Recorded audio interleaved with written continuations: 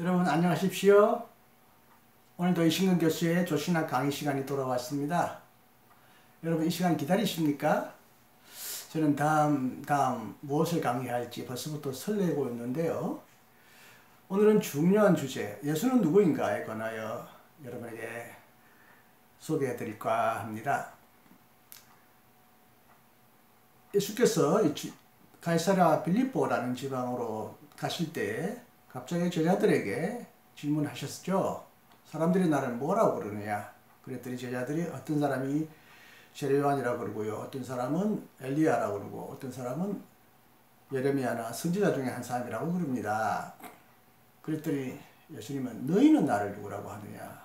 누구로 생각하느냐라고 질문하죠. 그때 용감했던 시몬 베드로는 역시 다른 제자들을 제치고 주님은 그리스도시요 살아계신 하나님의 아들이십니다 라고 고백합니다.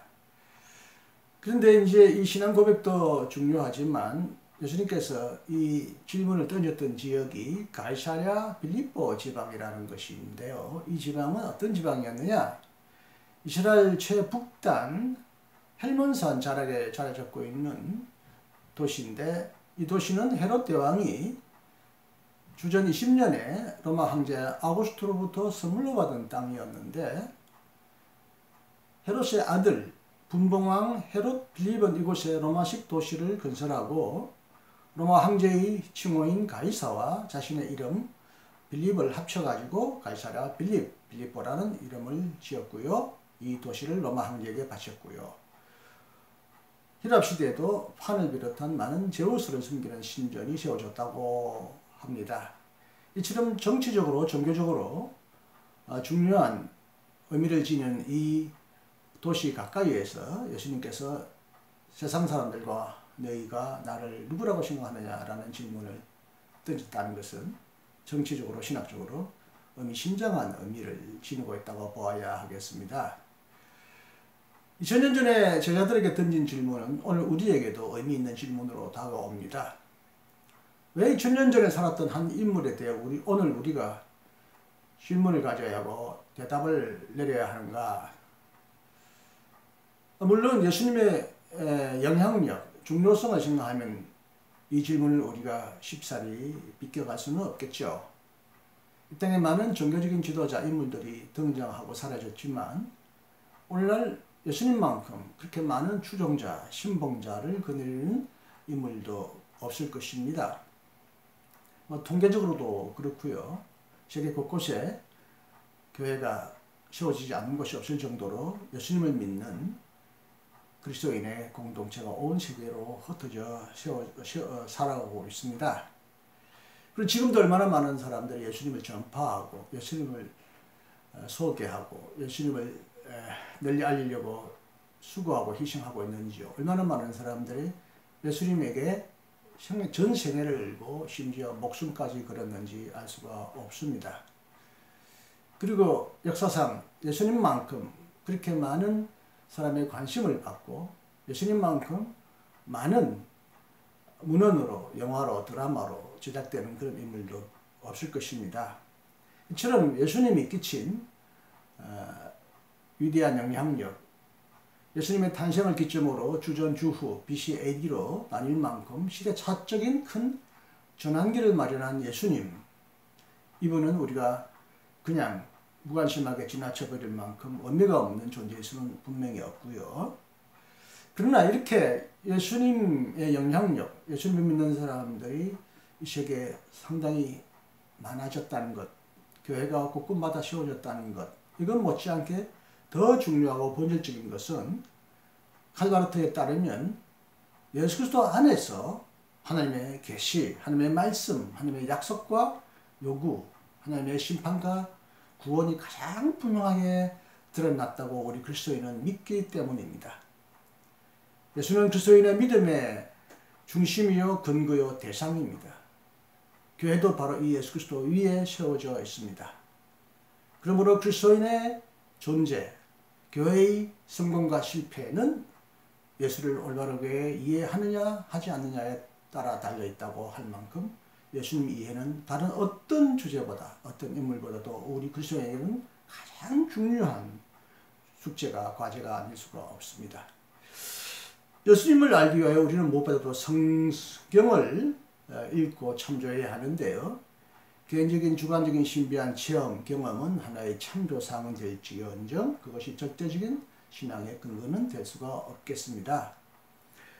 예수님이 누구인지를 알기 위하여 가장 우리가 손쉽게 찾는 책이 바로 성경이고요. 신약 성경입니다.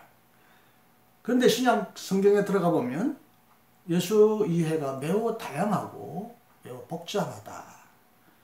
예수 이해가 매우 다채롭다는 것을 알게 되고 심지어 예수님에 관하여 서로 충돌하고 대립되는 견해들도 성경 안에 기록되어 있다는 것을 알 수가 있습니다.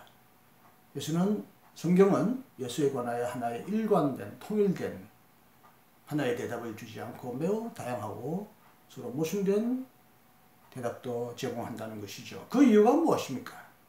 오랜 기간 동안 쓰여졌기 때문에 수많은 사람들에 의하여 편집되고 수정되고 가감되면서 예수님의 이해가 매우 복잡해졌다라는 것을 가장 큰 이유로 알 수 있겠습니다만은 예수 당시나 지금이나 예수님은 참 쉽게 인간적으로 파악하기 어려운 신비한 존재요 매우 은밀한 존재라는 것을 알 수가 있습니다. 인간의 눈으로부터는 분명히 드러났지만 예수님의 본질에 관한 이해는 매우 심오하고 매우 깊은 신앙을 요구하는 그런 의미에서 예수님은 쉽게 인간의 이성으로 파악되기 어려운 존재였음을 알 수가 있습니다. 성서 안에도 그렇지만 지금까지도 역사적으로 수많은 다양한 예술상이 존재하고 있고 지금도 다양한 예술상이 그려지고 있습니다. 성경을 간단하게 살펴보면요. 마태복음은 예수를 무엇보다도 낮아진 메시아로 봅니다. 마태복음 21장 5절에 시온 딸에게 이르기를 내 왕이 내게 임하나니 그는 겸손하여 나귀 곧 멍에 매는 짐승의 새끼를 탔도다.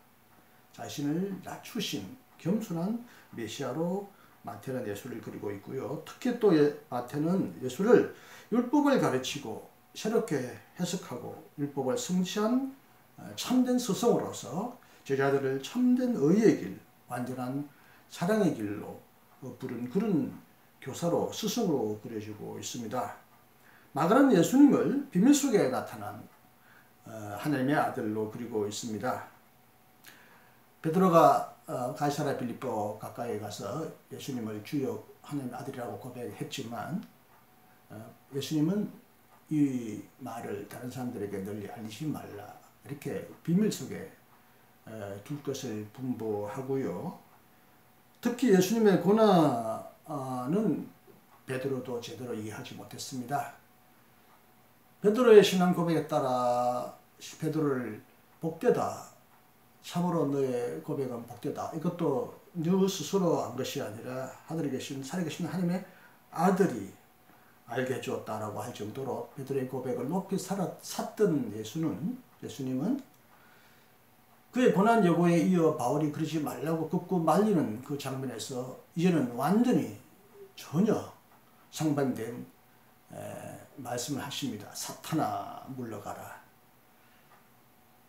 베드로가 예수님을 그리스도와 하나님의 아들로 고백한 것을 예수님은 높이 샀지만 베드로의 그리스도 이해, 메시아 이해는 예수님의 자기 이해와 전혀 다른 충돌된 이야기였다는 것을 알 수가 있죠. 그런 의미에서 베드로가 그리스도라고 고백했을 때 이 그리스도는 무엇을 의미하는지 베드로의 예수 이해와 예수의 자기 이해가 완전히 일치하는지 안 하는지 우리는 살펴보아야 하며 심지어 이제 오늘 우리에게 그리스도라고 말할 때 하나님의 아들이라고 말할 때 이것은 또 무엇을 의미하는지 오늘 우리 시점에서 다시 곰곰하게 생각해 봐야 합니다.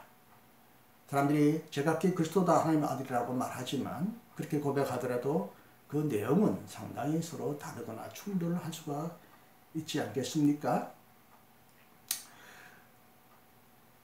누가복음은 예수님을 죄인들의 친구요 가난한 자들의 구원자요 사도행전에서는 세상의 구주로 그리고 있습니다.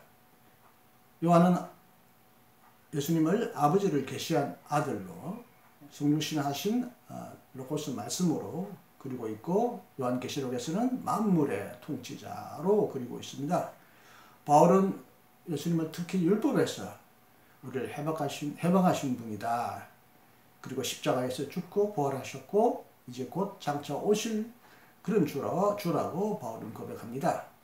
히브리서는 예수님을 희생제물이 된 대제사장으로 그리고 있고요. 야고보서는 행함을 강조함으로써 예수님을 율법의 교사로 특히 부각하고 있으며 베드로와 유다는 장차 다시 올 교회의 주로 예수님을 그리고 있습니다. 이처럼 예수 이해가 매우 성서 안에 다양하고 서로 충돌함에도 불구하고 그래도 예수 이해의 통일성을 찾자면 게오르크 펠만의 견해에 따라 하나님이 예수 안에서 우리의 구원을 위하여 행동하신다라는 이 신앙 고백 안에서는 모든 성경의 다양성에도 불구하고 성경은 하나의 통일된 얘기를 전달해주고 있다는 것입니다. 다양한 성경의 음성임에도 불구하고 하나의 기본적인 기본 음조가 있는데 그것은 하나님이 예수님을 구원자로 이 땅에 보내셨다 하는 것입니다. 예수님이 누구인지를 아는 또 하나의 좋은 방법은 예수님이 어떤 이름으로 불렸느냐, 예수님의 호칭, 칭호, 존칭을 통해서 예수님을 아는 방법이 있는데 특히 신학학자들은 예수님의 칭호를 통해서 예수님을 다각적으로 연구해 왔는데 가장 대표적인 학자 세 사람만 여러분에게 소개하겠습니다.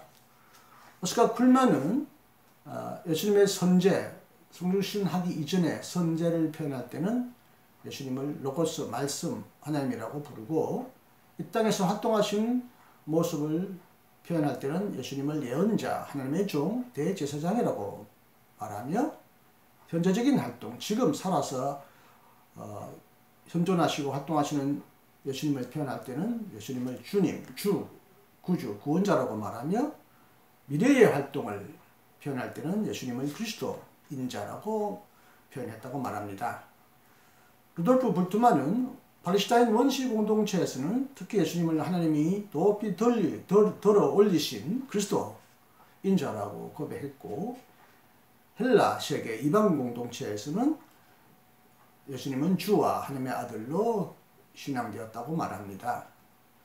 또 한 사람의 신학자 페르난트 한은 예수님의 존칭에 관하여 아주 깊은 연구서를 남겨주었는데요.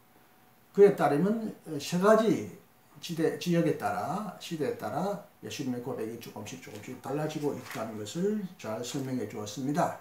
팔레스타인 원시 그리스도교는 철저히 종말론적인 방향으로 예수님을 보고 있고요. 그래서 예수님을 다가올 인자, 재림할 주, 종말의 메시아로 고백했다면 이제 헬라 세계에서 주로 유대인들 중심으로 모였던 교회에서는 예수님은 높이 들린 자, 예수님의 메시아로 믿어졌지만 이 높이 들리고 메시아가 되신 이 예수님을 이 땅에 살아계셨던 지상적인 예수에게까지 소급해서 적용한다고 하며 예수님이 지금 하늘에서 만물의 통치자가 되셨다고 하는 이 신앙이 결국 예수님의 신성을 의미하는 표상으로 발전합니다. 헬라 세계의 헬라적인 이방인 그리스도교 신자들에게는 구약 성서와 유대교적인 전성의 영향과 사고가 현저히 후퇴하고요. 그래서 인자니 다윗의 아들 표상과 같은 표상이 완전히 사라지고 주님, 하나님의 아들이라는 칭호가 특히 헬레니즘의 영향을 받아서 재해석되고 전면으로 나타난다고 페르디난트 한은 분석해 준 적이 있습니다. 예수님의 이런 칭호가 매우 많은데요. 성경에는 예수님의 칭호가 약 55개가 있고요. 이 칭호의 기원과 의미를 밝히기도 어렵고요. 그 하나라도 예수님이 직접 자기에게 사용하셨는지 사용하지 않았는지 그것을 밝히는 것도 매우 어렵다고 합니다. 그리고 칭호는 역사적으로 변화되고 대체되었다고 합니다. 그러므로 예수님의 칭호를 연구할 때 어떤 상황에서 어떤 시대적 역사적 배경 속에서 예수가 그렇게 불렸는지를 연구해야 하지만 무엇보다도 이 예수의 칭호가 예수의 역사적 인격과 관련되어서 설명되었는지를 설명해야만 이 칭호가 하늘에 붕 뜬 공허한 칭호가 되지 않고 예수님을 올바르게 설명한 칭호가 될 수 있겠는데요. 여하튼 우리가 지금까지 예수님을 여러 가지 칭호로 호칭으로 불러왔는데 가장 우리가 자주 부르는 네 가지 칭호를 간단하게 설명드리겠습니다. 그 중에 하나가 그리스도이죠. 그리스도는 히브리어로 메시아고 헬라어로 그리스도입니다. 이 말은 기름을 부음 받은 자라는 뜻이죠. 유대사에서 왕과 제사장과 예언자는 임명될 때 머리에 기름을 부음을 받았는데요. 그래서 오늘날 많은 사람들은 예수가 이처럼 세 가지 직무를 수행한다. 왕이요, 제사장이요, 예언자로서 예수님은 활동하셨고 지금도 그런 존재로서 우리와 함께 하신다라고 말을 합니다.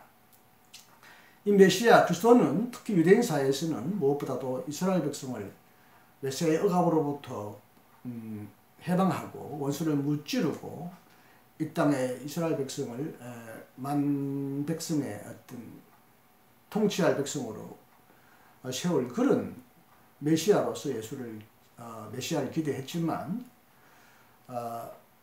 초대 그리스도인들은 예수가 바로 구약에서 유대인들이 기다리던 약속된 메시아라고 믿었습니다. 물론 예수는 유대인들과 달리 폭력이나 어떤 다른 인위적인 힘으로가 아니라 그의 존재와 활동, 특히 죽음과 부활을 통하여 하나님의 나라를 앞당겨 온 메시아라고 믿었고 그래서 부활 이후에는 특히 예수를 살아계신 그리스도라고 고백하게 되었는데 이 이후로 그리스도는 예수님에 대한 칭호라기보다는 예수님의 고유한 이름으로 항상 예수 그리스도가 함께 나란히 붙어있는 이름처럼 그렇게 되었습니다. 인자라는 칭호는 사람의 아들이다 이런 뜻이지만 그래서 많은 학자들 중에 하나는 여러 학자들은 그냥 인자라는 말은 뭐 신비하게 들리고 뭐 깊은 뜻이 있는 것처럼 들리지만 그냥 사람의 아들이다, 사람의 자식이다, 누구 집의 아들이다 라는 그런 뜻이다 라고 주장하는 학자들이 있지만요. 그러나 성경에는 인자라는 칭호가 아주 자주 나오면서 매우 다양하고 심오한 뜻을 내포하고 있습니다. 특히 묵시문학에서 인자라는 칭호가 나오기 시작하는데 다니엘서에서는 인자가 사람과 같은 이가 하늘에서 등장하는데 하나님의 백성을 대리하여 이 땅에서 하나님의 나라를 대리하면서 통치하는 통치자로 나타나면서 심판자와 구원자 역할을 하는 존재로 등장합니다. 예수가 스스로 혹은 그리스도인이 예수님을 인자라고 불렀다면 바로 예수님이야말로 미래의 심판자와 구원자로 오셨다는 것을 고백하는 셈이 됩니다. 그러나 역시 여기서도 인자 예수는 고난받으시고 부활하시는 이런 지상적인 활동과 관련하여 인자로 등장했다는 것을 알 수가 있습니다. 하나님의 심판과 구원은 무엇보다도 예수님의 활동을 통하여 드러났다고 하는 것입니다. 주는 두 가지 방식으로 고대교회에서 예수님이 주라고 불렸는데 팔레스타인 초대교회는 다시 오실 주, 마라나다 주여 어서 오시옵소서 할 때 다시 오실 주라고 고백할 때 주라고 불렸고 이방의 헬라 교회는요 예배 중에서 높이 들리고 지금 예배 가운데 현존하시는 주 그런 주로 경배되었습니다. 이방인 사회에서 주로 신과 황제도 주라고 불렸다면 예수가 주라고 하는 고백은 결국 예수님의 신성, 백타적인 절대성, 유일한 통치권을 표현한다고 볼 수가 있습니다. 하나님의 아들이라는 칭호도 자주 우리가 쓰는 칭호인데요. 고대 근동, 로마, 그리스, 이스라엘에서 왕은 하나님의 아들이라고 불렸습니다. 예수도 하나님의 아들이라고 불렸는데 그 근거는 예수가 동정녀로 탄생했다는 것, 동정녀에게서 탄생했다는 것, 세례받을 때 하나님의 음성이 아들이라고 이렇게 인정하는 음성이 들려왔다는 것, 베나사렛의 예수님의 변모 그리고 부활 이런 사건이 예수님을 하나의 인간의 아들만이 아니라 하나님의 아들로 고백하는 근거가 되었습니다. 그럼에도 불구하고 성경에는 종종 예수님이 이 땅에 태어나기 전부터, 창조 전부터 하나님의 아들로서, 흔히 로고스, 말씀으로서 혹은 지혜로서, 소피아로서 창조 활동에 참여한 자로도 고백되고 있습니다. 근데 히브리서 1장 2절은 그로 그리스도로 말미암아 모든 세계가 지어졌다고 고백합니다. 고대 교회는 예수님을 하나님이요 참 하나님이요 참 인간으로 믿었습니다. 어떻게 참 하나님이 참 인간일 수 있고 참 인간이 참 하나님일 수 있는가 하는 것을 우리는 질문할 수밖에 없는데, 아래로부터 출발하는 그리스도로는 예수가 참 인간으로 왔다는 역사적 실존으로부터 출발하지만 그분이 보통 인간과는 다른 신적인 존재로 점점점 등장하고 나타났다. 신의 것 같은 존재로 입증되었다. 이렇게 고백하는 사람들이 있는데, 특히 마태복음, 마가복음, 누가복음은 그런 고백을 담고 있고요. 그러나 위로부터 영원히 하나님과 함께 존재하는 어떤 선지하는 로고스, 예수님의 선지로부터 출발하여 예수님의 신성으로부터 출발하여 예수님의 인성을 말하는 성육신과 예수님의 인성을 말하는 자들이 있습니다. 요한과 바울이 그랬죠. 펠만에 의하면 예수가 하나님의 아들, 하나님이었기 때문에 우리를 구원하시느냐, 예수님이 우리를 구원하시니까 하나님의 아들이냐라고 우리가 묻게 되는데, 이것은 인식론적인 관점과 존재론적인 관점에서 둘 다 맞는 말이다. 예수님이 우리를 위하여 구원하셨기 때문에 그분은 바로 하나님의 아들이라는 것이죠. 그러나 존재론적인 관점에서는 예수님은 처음부터 하나님과 같은 존재였기 때문에 바로 우리를 구원할 수 있었다고 그렇게 말합니다. 예수님의 신성과 인성은 성경에서 여러 측면에서 적용되고 있는데, 특히 예수님의 신성은 예수님이 주님으로 불렸다든지 하나님과 같은 존재로 불렸다는 것에서부터 예수님의 신성을 추론할 수가 있습니다. 그리고 예수님은 하나님이 지니는 속성을 가진 것으로 성경에는 묘사되어 있습니다. 하나님은 영원한데 예수님은 내가 아브라함이 태어나기 전부터 있었다라고 말함으로써 예수님의 생애가 30년 만에 짧은 생애로 끝나는 것이 아니라 영원전부터 존재한 존재로 그리고 있고요. 그래서 요한복음도 예수님을 영원전부터 하나님과 함께 존재한 하나님과 같은 말씀이었다라고 말하죠. 현재는 하나님이 예수가 모든 세상의 만물 속에 함께 하신다고 그러는데, 부활 후에 예수께서 여러 지역적인 장소의 한계를 극복하고 여기저기 출현하신 것도 그렇고, 내가 세상 끝날까지 너희와 함께 하겠다고 말하실 때 모든 제자들에게 함께 하신다고 할 때 이것은 예수님의 편재성을 염두에 두고 한 말이 아닐 수가 없습니다. 그리고 예수님은 하나님만이 행하시는 활동을 했다고 기록되어 있죠. 방금 말씀드린 대로 예수님은 창조의 중보자로 창조와 함께 일하셨고, 예수님이 세상 끝날 때까지 우리와 늘 함께 하신다 할 때, 예수님은 우리와 동행하시고 우리와 함께 하시고 우리를 지켜주신다 할 때 이것도 하나님의 활동이고요. 예수님의 놀라운 기적도 하나님의 아들, 하나님과 같은 존재로 신앙되는 근거가 되었고요. 예수께서 제자들을 직접 죄인들을 용서하실 때 이것은 오직 하나님만이 하시는 사죄의 권한을 예수님은 가지시고 죄인들을 용서하셨다고 말할 수가 있다면, 이런 의미에서도 예수님은 보통 인간이 아니라 하나님과 같은 분이었다라고 고백하는 거죠. 예수님이 인간으로 오셨다는 것은 뭐 명백관한 것이고 의심할 여지가 없습니다. 예수님은 갓난아기로 인간으로 태어나셨고 인간으로 사셨고 인간의 모든 속성과 특징을 지니셨죠. 예수님도 목마르셨고 배고프시고 슬퍼하시고 기뻐하시고 우시고 우셨시고 또 화를 내시고 이런 것들이 성경에 기록되어 있는데, 이것은 예수님의 참 인간성을 증언해주고 있는 내용이라고 볼 수가 있겠습니다. 그래서 고대교회는 예수님을 참 하나님과 참 인간으로 고백했는데요. 예수님이 참 인간이 아니라면 우리 인간을 구원할 수가 없기 때문이죠. 감옥에 갇힌 자가 스스로 감옥으로부터 헤어나갈 수 없고 비참한 멸망 속에 빠뜨린 자가 스스로 자기 자신을 구원할 수 없기 때문에 바깥에서부터 우리를 구원하신 분 하나님이 우리에게 오셨다는 거죠.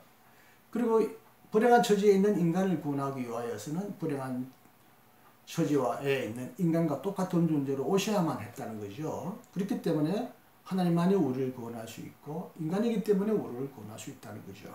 그래서 아타나시우스는 하나님의 아들이 인간이 된 것은 인간이 하나님처럼 되기 위함이다. 그래서 동방정교회는 인간의 영광화, 신성화를 믿는데요. 하나님이 인간이 되심으로써 또한 인간을 하나님과 같은 존재로 높이 들어 올리셨다는 거죠.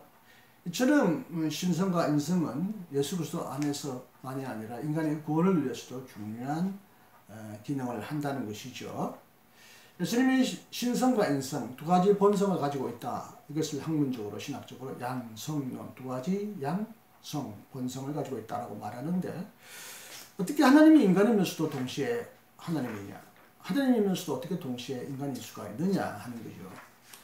이걸 고대교회는 다양한 복잡한 용어로 설명했는데 제가 여기에서 다 설명드릴 수가 없습니다. 복잡한 그 고대 헬라어로 예수님을 이렇게 저렇게 설명하고 논쟁했는데요. 사실 하나님과 인간을 하나로 보는 것은 쉬운 것이 아니죠. 신앙 고백이 없이는 쉽게 파갈 수 없는 신비한 이론이죠. 물론 오늘날도 물리학에서 빛이 파동과 입자라고 하는데 파동은 입자일 수가 없고 입자는 파동일 수가 없다고 합니다. 그럼에도 불구하고 빛은 때때로는 파동으로 때때로는 입자로 나타나기 때문에 현대에는 그 둘이 빛과 파동을 동시에 설명할 수 없지만 그냥 빛을 파동이요 입자라고 설명하듯이 예수님이 어떻게 하나님과 인간으로 동시에 존재하는지 어떻게 두 분이 함께 존재할 수 있는지에 대한 다양한 논쟁과 이론이 있었는데 이것은 오늘날 우리가 개념적으로 합리적으로 풀기 어렵기 때문에 너무 개념에 집착하지 말라라고 필만은 말합니다. 개념은 마치 집을 건축할 때 사용되는 장비와 같은데 이 개념은 집을 다 지은 후에는 개념에 집착할 필요가 없다는 것이죠. 너무 개념에 집착하는 것은 사상을 본질을 파악하려고 하다가도 본질을 변질시킬 수가 있다는 거죠. 건축 장비를 가지고 집을 지었는데 건축 장비가 집과 함께 있거나 집 옆에 있다면 집을 망치거나 집을 온전히 사용할 수가 없지 않습니까? 그처럼 우리가 한 시대에 어떤 개념으로 예수님을 이렇게 저렇게 파악했다고 해서 그 개념을 영원히 소유하거나 고집을 피우고 주장할 필요가 없다는 것이죠. 그래서 에밀 브룬너는 예수님의 두 본성을 말하는 것은 매우 어렵고 심오하기 때문에 차라리 그냥 단순하게 소박하게 예수님은 참 하나님이요 참 인간이라고 고백하자고 제안한 적이 있습니다. 이것은 사실 신앙 고백의 내용이지 합리적으로 과학적으로 해명하거나 설명하기 어려운 난제입니다. 본트만은 그래서 우리에게 이렇게 제안합니다. 모든 그리스도로는 기독론적인 불상은 예수의 유일해적인 인격과 역사와 관련되어서만 그것을 지시하고 가르칠 때에만 참으로 그리스도교적인 것이 될 수 있다. 그러므로 너희는 나를 누구라고 생각하느냐라는 예수님의 질문 혹은 예수님은 자신을 하나님의 아들로 이해했느냐 사람의 아들로 이해했느냐 이런 예수님의 자기 이해에 대한 질문보다 더 중요한 것은 예수님은 항상 하나님의 나라를 향하여 열려있는 독특한 개방성 속에서 살았다는 거죠. 예수님은 하나님 나라를 향해 살고 말하고 행동했으므로 우리가 예수님을 칭하는 모든 칭호는 그 시대적인 제약 안에 있고 그래서 장차 미래의 예수님의 개방성에 의하여 보완되고 극복되고 능가될 수 있다는 거죠. 예수를 믿는 우리의 신앙 고백은 여전히 미래의 소망과 결부되어 있기 때문에 종말에 가서야만 우리는 비로소 예수님을 명백하게 분명히 알 수 있고 지금은 우리의 예수 이해는 항상 불완전하고 상대적인 것이기 때문에 항상 열려 있어야 된다고 몰트만은 제언합니다. 우리는 특정한 예수 이해를 고집하거나 배타시하거나 절대시해서는 안 된다는 것. 늘 열려진 관점에서 열려진 태도로 예수님을 향하여 나아가야 하며, 예수님도 오늘 우리에게 과거의 그대로의 예수가 아니라 늘 새롭게 우리를 만나주시는 살아계신 주님으로 우리를 만나주시고, 그럴 때 우리 예수님은 우리 시대에 늘 새로운 분으로 고백하고 새로운 개념으로 새로운 이름으로 예수님을 부를 수도 있다고 믿습니다. 짧은 시간에 어려운 주제이지만 예수님에 관하여 소개해드렸습니다. 많은 도움이 되었기를 바라고요. 다음 시간에는 예수님의 선포와 활동에 관하여 설명을 드리겠습니다. 오늘도 주님 되시는 예수님의 임마누엘의 은총 여러분께 늘 풍성히 함께 하시기를 간절히 기원하면서 부족한 강의를 맺습니다. 감사합니다. 안녕히 계십시오. 다음 시간에 만나겠습니다.